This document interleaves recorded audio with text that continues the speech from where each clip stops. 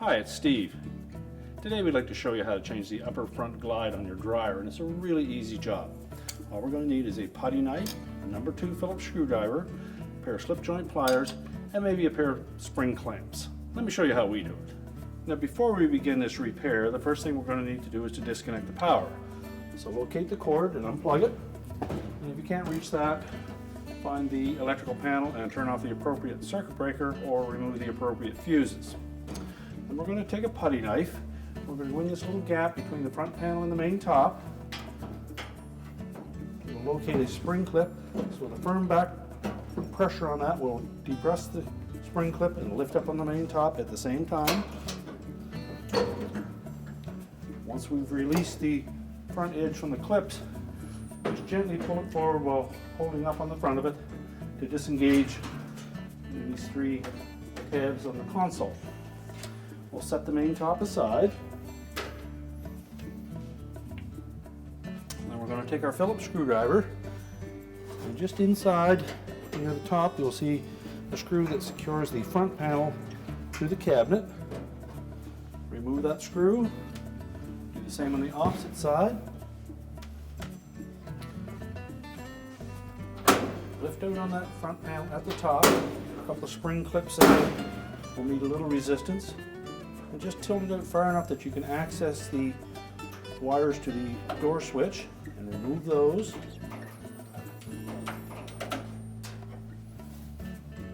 Now with the switch wires removed, we can then tilt that front panel forward and then just carefully lift it off of the 2 hooks on the bottom.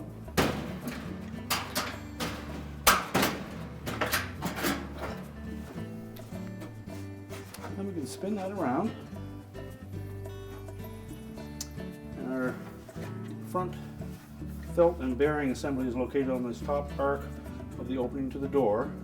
Now to remove the old one, we'll take a putty knife and we're going to go in under that edge of that and lift up on it and peel it back.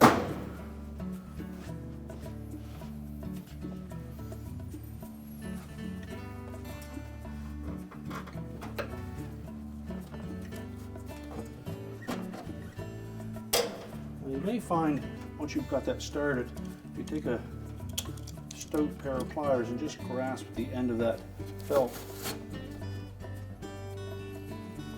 and pull on it, you can perhaps remove it easier.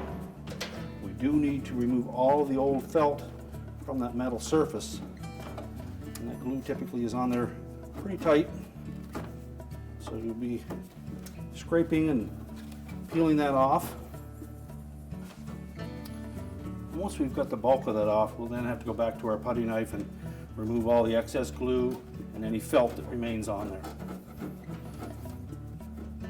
Once we've got that cleaned off so it's relatively smooth and we've got all the old felt removed, it's okay to have a little bit of the glue residue left there. As long as there's no humps in it, we should be fine. And then take our adhesive. This stuff is quite sticky, so be careful when you're using it. And then we'll apply a liberal amount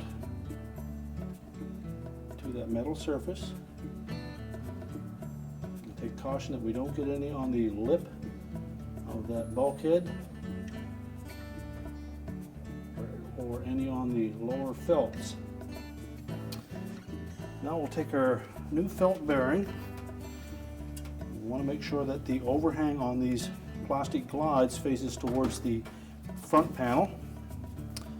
Carefully sit that into position, keeping it tight up against that rolled lip on the door opening. Now if you wish, you can put a couple of clothespins or clips on the end to hold them snug until that glue sets up.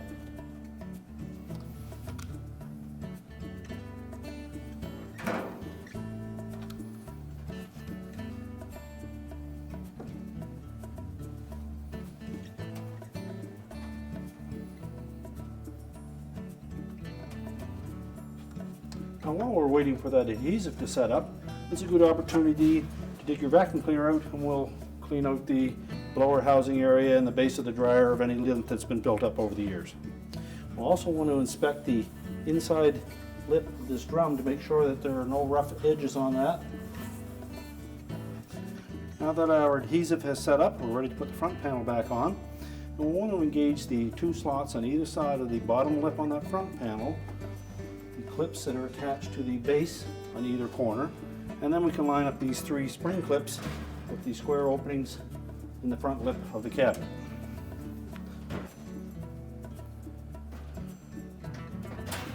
So with the panel tilted slightly back, line up those bottom clips, make sure they're firmly engaged, and tilt the panel forward. Before we push it into place, we'll engage the wire terminals onto the door switch. Make sure that they fit on there nice and snug. And if they're a little bit loose, we'll take a needle of those pliers and just crimp those a bit. Now we'll have to lift up slightly on that drum to allow that new bearing and felt to fit in position.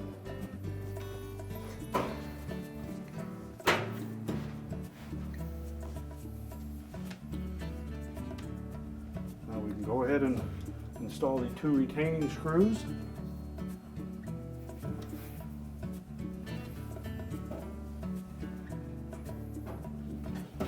Tighten those securely.